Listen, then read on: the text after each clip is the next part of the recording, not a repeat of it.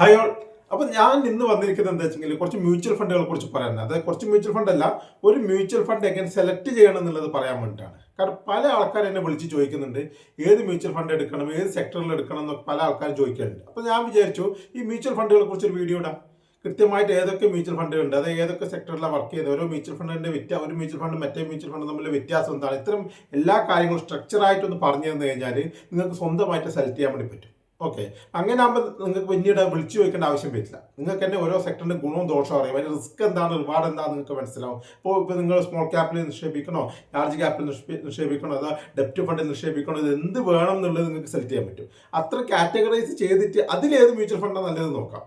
Okay, ചില ആൾക്കാർ താരതമ്യം ചെയ്യുന്നതിന്റെ വ്യത്യാസം, അതായത് ഒരു ഇപ്പോൾ ലാർജ് ക്യാപ് മ്യൂച്വൽ ഫണ്ടും ഒരിക്കലും സ്മോൾ ക്യാപ് മ്യൂച്വൽ ഫണ്ടും തമ്മിൽ ഒരിക്കലും എന്ത് ചെയ്യരുത്, താരതമ്യം ചെയ്യരുത്. ചില ആൾക്കാർ അങ്ങനെയൊക്കെ താരതമ്യം ചെയ്യുന്നുണ്ട്. അപ്പം നമ്മൾ ഓരോ സെക്ടർ ബേസ് ആയിട്ട് നമുക്ക് ഈ വീഡിയോ ഞാൻ കൃത്യമായിട്ട് പറഞ്ഞുതരാം. ഓരോ സെക്ടർ ബേസിൽ ഓരോ മ്യൂച്വൽ ഫണ്ടുകൾ എങ്ങനെ വർക്ക് ചെയ്യുന്നു, അപ്പോൾ അതൊക്കെ നിങ്ങൾ നോക്കി മനസ്സിലാക്കിയ ശേഷം നിങ്ങൾക്ക് തന്നെ ഇഷ്ടമുള്ള മ്യൂച്വൽ ഫണ്ട് നിങ്ങൾക്ക് തന്നെ തിരഞ്ഞെടുക്കാൻ പറ്റും. വളരെ വ്യക്തമായൊരു വീഡിയോ ആണ് ഞാൻ ഉദ്ദേശിക്കുന്നത്. അപ്പോൾ നിങ്ങൾക്ക് എന്തെങ്കിലും ഡൗട്ടുകൾ ഉണ്ടെങ്കിൽ കമന്റിൽ ചോദിക്കാൻ ഞാൻ നിങ്ങൾക്ക് മറുപടി തരാം. പിന്നെ നമ്മൾ ഗ്രൂപ്പിന്റെ ലിങ്ക് തരാം, ഗ്രൂപ്പിൽ വന്ന് കയറിയിട്ട് നിങ്ങൾക്ക് ഡൗട്ട് ചോദിക്കും, ഞാൻ നിങ്ങൾക്ക് മറുപടി തരാം. അപ്പോൾ ഈ വീഡിയോ നിങ്ങൾ മൂഢമായിട്ട് കാണുക, ഇഷ്ടപ്പെട്ട ലൈക്ക് ചെയ്യുക. ഇത് മ്യൂച്വൽ ഫണ്ടുമായിട്ട് നിങ്ങൾക്ക് അറിയാൻ താല്പര്യം ഫ്രണ്ട്സ്, അല്ല മ്യൂച്വൽ ഫണ്ടിനെ കുറിച്ച് അറിയാൻ താല്പര്യമുള്ള ഫ്രണ്ട്സ് ഒക്കെ ഉണ്ടെങ്കിൽ നിങ്ങൾ അവർക്ക് ഈ വീഡിയോ ഒന്ന് ഷെയർ ചെയ്ത് കൊടുക്കുക. ഓക്കെ, അപ്പോൾ ആദ്യമായിട്ട് ബേസിക് ആയിട്ടൊരു കാര്യം പറയാം. മ്യൂച്വൽ ഫണ്ട് എന്ന് പറഞ്ഞാൽ എല്ലാവർക്കും അറിയുന്ന കാര്യമാണെങ്കിൽ ഒന്നും കൂടി പറയാം. ഈ മ്യൂച്വൽ ഫണ്ട് എന്ന് പറഞ്ഞു കഴിഞ്ഞാൽ നമ്മൾ കൊടുക്കുന്ന പണം, അതായത് നമുക്ക് നേരിട്ട് സ്റ്റോക്ക് മാർക്കറ്റിലോ ഡെപ്റ്റിലോ എന്തെങ്കിലും നിക്ഷേപിക്കാൻ പറ്റില്ല എന്നുണ്ടെങ്കിൽ, ഇതിനൊന്നും സമയമില്ലെങ്കിൽ നമ്മൾ ഒരു ഫണ്ട് മാനേജർ ഈ പണം ഏൽപ്പിക്കുന്നു.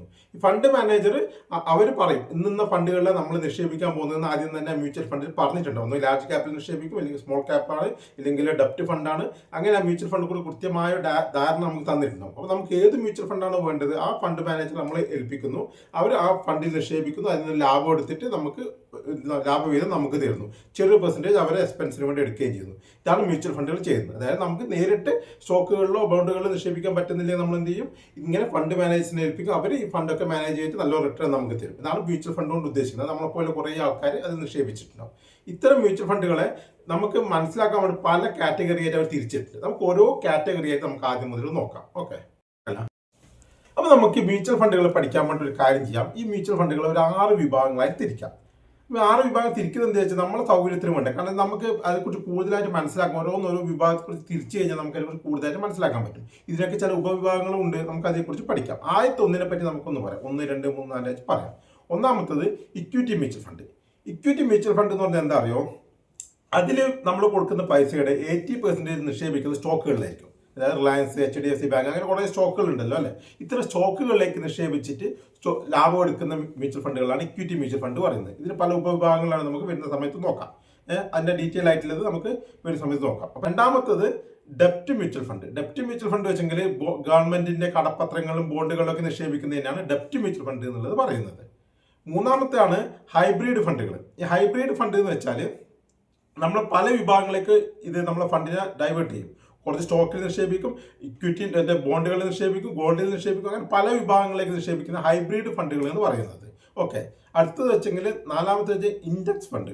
ഇൻഡെക്സ് ഫണ്ടുകൾ പറഞ്ഞു കഴിഞ്ഞാൽ ഇപ്പം Nifty 50 അല്ലെങ്കിൽ ബാങ്ക് നിഫ്റ്റി അങ്ങനത്തെ ഒക്കെ ഉണ്ടല്ലോ, അതിലേക്ക് നേരിട്ട് നിക്ഷേപം നടത്തും. അതായത് ഒരു ഇൻഡെക്സിന്റെ മൂവ്മെന്റിനനുസരിച്ചായിരിക്കും ഇതിന്റെ മൂവ്മെന്റ് ഉണ്ടാവും. അത് Nifty 50 ഇൻഡെക്സ് ഫണ്ടിലാണ് നിക്ഷേപിക്കുന്നതെങ്കിൽ Nifty 50യുടെ മുകളിലേക്ക് പോകുന്നതിനനുസരിച്ച് നമ്മളെ ഫണ്ടിന്റെ പ്ലേസ് മുകളിലേക്ക് പോകും. അതിലുള്ള വെയിറ്റേജ്, ഓരോ സ്റ്റോക്കിന്റെ വെയിറ്റേജിനനുസരിച്ചായിരിക്കും ഇവിടെ നിക്ഷേപം നടത്തുന്നത്. അതുകൊണ്ട് ഗുണം എന്താ വെച്ചെങ്കിൽ Nifty 50യുടെ മുകളിലേക്ക് പോകുന്ന സമയത്ത് കൃത്യമായി നമുക്ക് അപ്ലിക്കേഷൻ കിട്ടുകയും ചെയ്യും. അത് താഴേക്ക് വരുന്ന സമയത്ത് നമ്മളെ പ്ലേസ് താഴേക്കും വരും. അപ്പോൾ Nifty 50നെ കൃത്യമായി ട്രാക്ക് ചെയ്യുന്ന ഫണ്ടുകളെയാണ് ഇൻഡെക്സ് ഫണ്ടുകൾ പറയുന്നത്.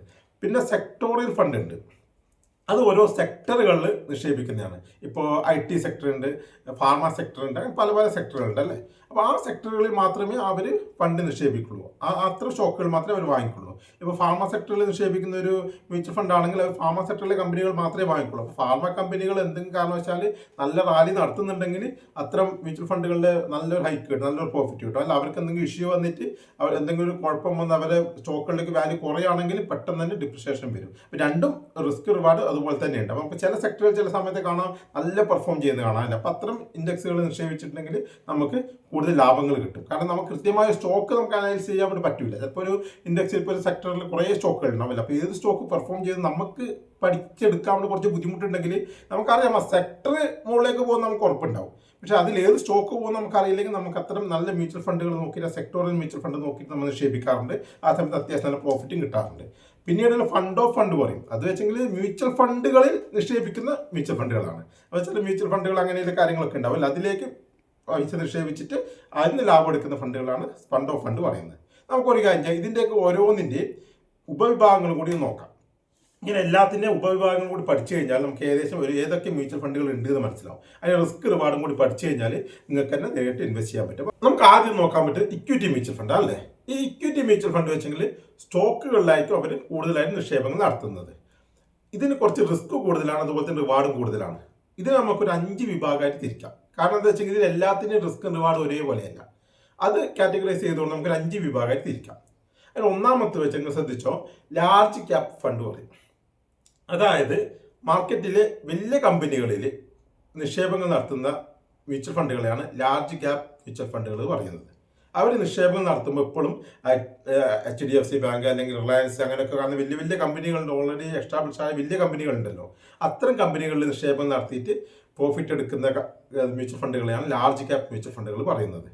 ഇത്തരം മ്യൂച്വൽ ഫണ്ടുകൾ ഗുണം എന്താ വെച്ചാൽ റിസ്ക് കുറവായിരിക്കും. കാരണം അത്തരം കമ്പനികൾ പൊളിഞ്ഞു പോകാനോ അല്ലെങ്കിൽ നഷ്ടത്തിൽ വരാനുള്ള സാധ്യത കുറവാണല്ലേ. പക്ഷേ വലിയ ലാഭം ഉണ്ടാവില്ല അല്ലേ. വലിയ ലാഭമൊന്നും ഉണ്ടാവില്ല, മോഡറേറ്റ് ലാഭം ഉണ്ടാവുള്ളൂ, ചെറിയ റിസ്ക്കേ ഉണ്ടാവുള്ളൂ. അപ്പോൾ റിസ്ക് കുറഞ്ഞിട്ട് അത്യാവശ്യം കുഴപ്പമില്ലാത്തൊരു പ്രോഫിറ്റ് കിട്ടുന്ന ഒരു മെത്തേഡാണ് ലാർജ് ക്യാപ് ഫണ്ടുകൾ എന്ന് പറയുന്നത്. അപ്പം ഞാൻ സ്ക്രീനിൽ കുറച്ച് ലാർജ് ക്യാപ് ഫണ്ടിന്റെ പേരൊക്കെ കൊടുത്തിട്ടുണ്ട്. അപ്പോൾ നിങ്ങൾ നോക്കി, ഇത് ഉദാഹരണത്തിന് കൊടുത്തതാണ്, അല്ല ഇതിൽ നിക്ഷേപിക്കാൻ വേണ്ടിയിട്ടുള്ളതും അഡ്വൈസ് ഒന്നും അല്ല, ജസ്റ്റ് ഉദാഹരണത്തിന് വേണ്ടി കൊടുത്തതാണ്. അപ്പോൾ നിങ്ങൾ ഇത്ര ലാർജ് ക്യാപ് ഫണ്ടിൽ നിക്ഷേപിക്കുകയാണെങ്കിൽ നിങ്ങൾക്ക് റിസ്ക് കുറച്ച് കുറവായിരിക്കും, റിവാർഡും അത്യാവശ്യം കുഴപ്പമില്ലാത്ത റിവാർഡും കിട്ടും. ഇത് അധികം റിസ്ക് എടുക്കാൻ പറ്റാതെ കുറച്ച് ഏജ്ഡ് ആയ ആൾക്കാർക്കൊക്കെ നിക്ഷേപിക്കാൻ പറ്റിയ ഒരു ഫണ്ടാണ് ലാർജ് ക്യാപ് ഫണ്ട് എന്ന് പറയുന്നത്. അപ്പോൾ നിങ്ങളൊരു സ്റ്റോക്ക് മാർക്കറ്റിൽ അല്ലെങ്കിൽ ഒരു മ്യൂച്വൽ ഫണ്ട് നിക്ഷേപിക്കാൻ പോകുമ്പോൾ ലാർജ് ക്യാപ്പിൽ നിക്ഷേപിക്കാൻ പോകുന്നുണ്ടെങ്കിൽ താരതമ്യം ചെയ്യേണ്ടത് മറ്റൊരു ലാർജ് ക്യാപ് ഫണ്ടുമായിട്ടാണ്. ഓക്കെ, ഇതാണ് ഞാൻ പറയാൻ വന്നത്. അപ്പോൾ നിങ്ങൾ നിക്ഷേപിക്കാൻ പോകുന്നത് നോക്കണം. നിങ്ങൾ ഇങ്ങനെ HDFC ലാർജ് ക്യാപ് ഫണ്ട് എന്ന് പറയാൻ പേര് പറയാണ്, ഞാൻ HDFC ലാർജ് ക്യാപ് ഫണ്ട് എന്ന് പറഞ്ഞിട്ടൊരു മ്യൂച്വൽ ഫണ്ട് ഉണ്ട് വിചാരിച്ചോ, അത് നിങ്ങൾ നിക്ഷേപിക്കാൻ പോകണം. അപ്പോൾ നിങ്ങൾ ഏതുമായിട്ട് താരതമ്യം ചെയ്യേണ്ടത് അതേപോലെയുള്ള ലാർജ് ക്യാപ് ഫണ്ടുകളുമായിട്ട് താരതമ്യം ചെയ്യുക, ഇല്ലെങ്കിൽ അതുമായി ബന്ധപ്പെട്ട ഇൻഡെക്സിൽ താരതമ്യം ചെയ്യുക. ഓക്കെ, എന്നിട്ട് വേണം നിങ്ങൾ നിക്ഷേപം നടത്താൻ. അപ്പോൾ അതിൻ്റെ റിസ്ക് റിവാർഡ് രണ്ടിൻ്റെ ഒരേപോലെ ആയിരിക്കും. അതിലേതാണ് നന്നായിട്ട് പെർഫോം ചെയ്തത്, ഒരു 5 വർഷം കാലാവധിക്കുള്ളിൽ പഴയ 5 വർഷത്തെ ഡാറ്റയിൽ ഏതാണ് നന്നായിട്ട് പെർഫോം ചെയ്തത്, എങ്ങനെയാണ് അവരുടെ മാനേജ് ചെയ്യുന്നത്, എങ്ങനെയാണെന്ന് നോക്കിയിട്ട് നിങ്ങൾ നല്ലൊരു തീരുമാനം എടുത്തിട്ട് അതിലേതെങ്കിലും ഫണ്ടിൽ നിക്ഷേപിക്കാം. നിങ്ങൾ ഒന്നാമത്തെ പഠിച്ചു എന്താണ് large cap fund mutual fund അല്ലേ, ലാർജ് ക്യാപ്പിൽ നിക്ഷേപിക്കുന്ന മ്യൂച്വൽ ഫണ്ടുകൾ അല്ലേ. ഇനി രണ്ടാമത്തെ നോക്കാം നമുക്ക്. രണ്ടാമത്തതാണ് mid cap fund. Mid cap fund വെച്ചെങ്കിൽ വലിയ കമ്പനികളല്ല, എന്നാൽ തീരെ ചെറിയ കമ്പനികളല്ല, ഒരു മോഡറേറ്റ് ആയിട്ട് നിൽക്കുന്ന കമ്പനികൾ. അതൊക്കെ അതിൻ്റെ ഗുണം എന്താ വെച്ചെങ്കിൽ അത് വളരാൻ സാധ്യതയുള്ള കമ്പനികളാണ് അല്ലേ.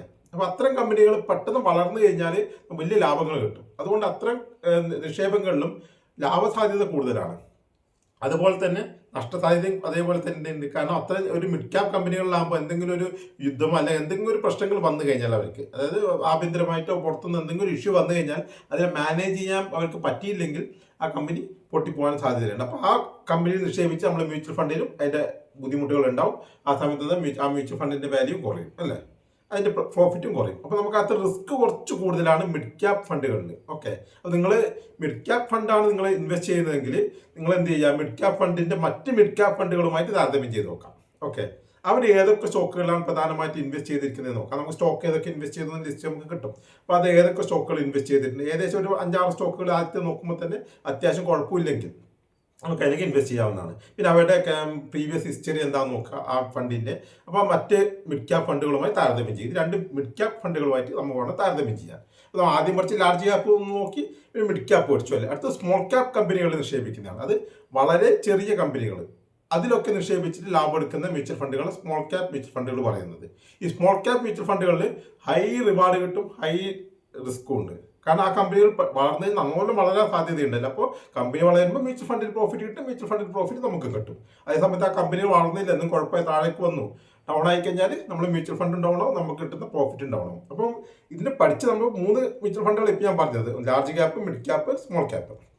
ഈ 3ലും റിസ്ക് ഓരോന്നിനും കൂടുതലും കുറവുണ്ടല്ലോ. അപ്പോൾ നമുക്ക് എന്ത് ചെയ്യാൻ പറ്റും, ലാർജ് ക്യാപ്പ് ഫണ്ടിൽ കുറച്ച് കൂടുതൽ ക്വാണ്ടിറ്റി ഇടാൻ വേണ്ടി പറ്റും. അതായത് ഞാൻ ഉദാഹരണം പറയുകയാണെങ്കിൽ ഒരു 50% ലാർജ് നമ്മൾ ടോട്ടലിലെ ഫണ്ടിന്റെ 50% നമ്മൾ ലാർജ് ക്യാപ്പിൽ ഇട്ട് വിചാരിച്ചോ, ഒരു 30% നമ്മൾ മിഡ് ക്യാപ്പിലും 20% നമ്മൾ സ്മോൾ ക്യാപ്പിലും ഇട്ട് കഴിഞ്ഞാൽ നമുക്ക് തന്നെ ആ റിസ്കിനെ ഒന്ന് മാനേജ് ചെയ്യാൻ പറ്റും. ഓക്കെ, എല്ലാ ഫണ്ടും കൂടിയിട്ട് ഒരേ മ്യൂച്വൽ ഫണ്ടിലല്ല കൊണ്ടിടുകയാണ്. ചില ആൾക്കാരുണ്ട് പല മ്യൂച്വൽ ഫണ്ടിൽ ഇടണമല്ലോ വിചാരിച്ചിട്ട് സ്മോൾ ക്യാപ്പിൽ പല മ്യൂച്വൽ ഫണ്ടിലിടും. അതുകൊണ്ട് കാര്യമില്ല. ഓക്കെ, അതായത് സ്മോൾ ക്യാപ്പിൽ തന്നെ പല മ്യൂച്വൽ ഫണ്ടിൽ ഇട്ട് കഴിഞ്ഞാൽ അത് ഡൈവേഴ്സിഫൈ ആയെന്നില്ല, നിങ്ങൾ പോർട്ട്ഫോളിയോ ഡൈവേഴ്സിഫൈ ആയെന്നില്ല ഒരിക്കലും നിങ്ങൾ ചിന്തിക്കരുത്. കാരണം അതിന്റെ റിസ്കിൽ ഒരുപോലെയാണ്. അത് നിങ്ങൾ ഇൻവെസ്റ്റ് ചെയ്തിട്ട് എന്ത് ചെയ്യണം, ഇത്തരം സെക്ടർ തിരിച്ചിട്ട്, അതായത് large cap, mid cap, small cap ഞാൻ പറഞ്ഞില്ലേ, ഇത് തരം തിരിച്ചിട്ട് ഇതിന് മൂന്നിൽ നിങ്ങളത് ഡൈവേഴ്സിഫൈ ആയിട്ട് ഇടണം. അതായത് 50%. അത് നിങ്ങൾ പെർസെൻറ്റേജ് എത്ര നിങ്ങളുടെ റിസ്ക് റിവാർഡ് വെച്ച് നിങ്ങൾക്ക് തീരുമാനിക്കാം. നിങ്ങൾ ചെയ്യേണ്ടത് ലാർജ് ക്യാപ്പിലിടുക, മിഡ് ക്യാപ്പിലിടുക, സ്മോൾ ക്യാപ്പിലിടുക. എത്ര ഇടണം നിങ്ങൾക്ക് തീരുമാനിക്കാം. കൃത്യമായിട്ട് ആ മ്യൂച്വൽ ഫണ്ടുകൾ നോക്കാം. ചില ആൾക്കാർ എന്നോട് വിളിക്കുമ്പോൾ ചോദിച്ചിട്ടുണ്ടെന്ന് വെച്ചെങ്കിൽ മ്യൂച്വൽ ഫണ്ടുകളുടെ സ്ക്രീൻഷോട്ട് അയച്ചു തരും.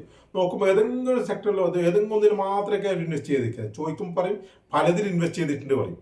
ഈ പല മ്യൂച്വൽ ഫണ്ടുകളാണെങ്കിൽ തന്നെയും അവർ ഇൻവെസ്റ്റ് ചെയ്ത കമ്പനികളിൽ ഏകദേശം ഒരുപോലെ തന്നെ ആയിരിക്കും. അതുകൊണ്ട് നമുക്ക് കാര്യമില്ലല്ലോ. അത് ഒരേ കമ്പനിയിലേക്ക് പല വഴിക്ക് നമ്മൾ ഇൻവെസ്റ്റ് ചെയ്യുന്നതേ ഉള്ളൂ. അതുകൊണ്ട് കാര്യമില്ല. നമ്മൾ എന്ത് ചെയ്യുക, കൃത്യമായി നോക്കുക, mid cap, large cap, small cap എന്നിട്ട് തരം തിരിച്ചിട്ട് ആ മ്യൂച്വൽ ഫണ്ടുകളൊക്കെ എടുക്കുക, ലിസ്റ്റ് എടുക്കുക.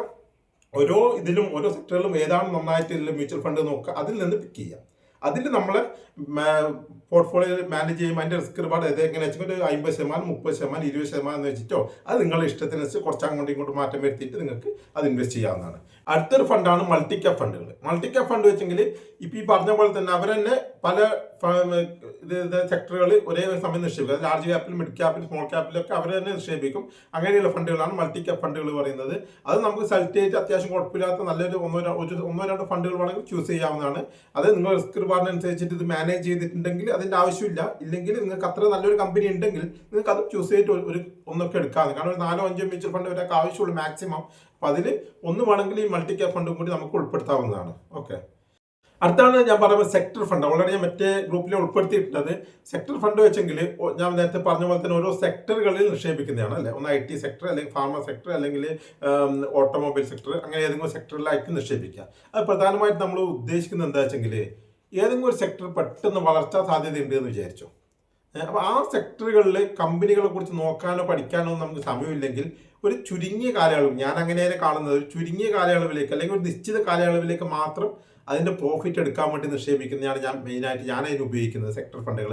ചില സെക്ടറുകൾക്ക് ഭൂമി വരാൻ സാധ്യത ഉണ്ട്, അതിൽ നിക്ഷേപിക്കും. അത്യാവശ്യം നല്ലൊരു ഹൈക്ക് കിട്ടി ഓൺ ദ സ്പോട്ട് നമ്മൾ സെല് ചെയ്തിട്ട് ആ പ്രോഫിറ്റ് എടുക്കുകയും ചെയ്യും. ഓക്കെ, അത്തരം കാര്യങ്ങളൊക്കെ ഞാൻ ഉപയോഗിക്കുന്നത് പേഴ്സണലായിട്ട്. അല്ല, നിങ്ങൾക്ക് വേണമെങ്കിൽ കുറച്ച് ദീർഘകാലത്തേക്ക് നിക്ഷേപിക്കാം. ചില സെക്ടറുകൾ ദീർഘകാലത്തേക്ക് നല്ല ഉയർച്ചയ്ക്ക് സാധ്യത ഉണ്ടെന്ന് കണ്ടു കഴിഞ്ഞാൽ നിങ്ങൾക്ക് കുറച്ച് ദീർഘകാലത്തേക്ക് കൂടി നിക്ഷേപിക്കാം. അത് ഡിപ്പെൻഡ് അപ്പോൾ നിങ്ങളെ ഒരു റിസ്ക് മാനേജ്മെന്റ് അനുസരിച്ചിരിക്കും, നിങ്ങളൊരു കൺസെപ്റ്റ് അനുസരിച്ചിരിക്കും. ഓക്കെ, ഞാൻ പ്രധാനമായിട്ടും ഈ സെക്ടർ ഫണ്ടുകൾ ഉപയോഗിക്കുന്നത് ഒരു കുറച്ച് കാലത്തേക്ക് മാത്രം, ആ സെക്ടറിൻ്റെ ഒരു ഭൂമി മാത്രം എടുക്കാൻ വേണ്ടിയുള്ള ഒരു ആവശ്യത്തിന് വേണ്ടി മാത്രമാണ് ഈ സെക്ടർ ഫണ്ടുകൾ ഉപയോഗിക്കുന്നത്. ഇപ്പോൾ അധികം അതിൽ നിക്ഷേപിക്കാറില്ല ഞാൻ.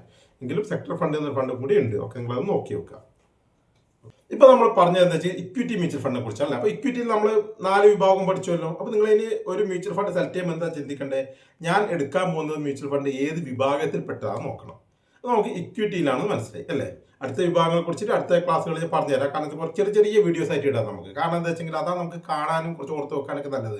വലിയ വീഡിയോസ് ആകുമ്പോൾ ആൾക്കാർക്ക് മടുത്തു. അതുകൊണ്ട് നമുക്ക് ചെറിയ ഓരോ വിഭാഗങ്ങളായിട്ട് നമുക്ക് പഠിക്കാം. അപ്പോൾ ഇക്വിറ്റിയിൽ എന്താണ് നമ്മൾ ഒരു നിക്ഷേപം നടത്താൻ പോകുന്നത് മ്യൂച്വൽ ഫണ്ട്. അപ്പോൾ നമ്മൾ ഇക്വിറ്റിയിലാണ് നിക്ഷേപം നടത്താൻ വേണ്ടി തീരുമാനിച്ചത്. അപ്പോൾ ഇക്വിറ്റി നമ്മൾ എന്താ മനസ്സിലാക്കേണ്ടത്, അത് സ്റ്റോക്കുകളിലാണ് നിക്ഷേപിക്കുന്നത് എന്നുള്ളത് നമുക്ക് ആദ്യം ഒരു ബോധ്യം വന്നു. അത് റിസ്ക്കും മാർക്കറ്റിനനുസരിച്ച് റിസ്കിന് സാധ്യത കുറച്ച് കൂടുതലുള്ളതാണ് എന്ന് നമുക്ക് മനസ്സിലായി അല്ലേ. ഇക്വിറ്റിയിൽ തന്നെ പല വിഭാഗങ്ങളുണ്ടെന്ന് പറഞ്ഞു. അതിൽ റിസ്ക് ഒരുപാട് മാറ്റം ഉണ്ടെന്നും പറഞ്ഞു അല്ലേ.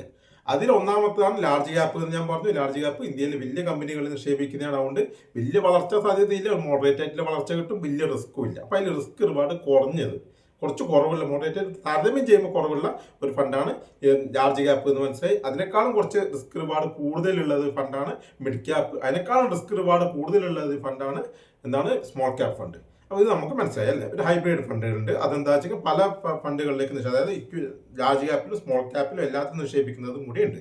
നമ്മൾ 4 വിഭാഗങ്ങളായിട്ട് പഠിച്ചു. അത് നമ്മൾ സ്റ്റോക്ക് മാർക്കറ്റിൽ മ്യൂച്വൽ ഫണ്ടിൽ നിക്ഷേപിക്കാൻ പോകുന്ന സമയത്ത് നിങ്ങൾ എന്ത് ചെയ്യണം, ഇത് ഏത് ഫണ്ടിലാണ് നിങ്ങൾ നിക്ഷേപിക്കുന്നത് എന്നുള്ളത് ആദ്യം നിങ്ങൾ തീരുമാനം എടുക്കണം. ആ ഫണ്ട് ഏതാണ് നല്ലത് എന്നുള്ളത് നിങ്ങൾ സെർച്ച് ചെയ്ത് നോക്കാം. നമുക്ക് അടുത്ത വീഡിയോയിൽ നോക്കാം. ഓക്കെ.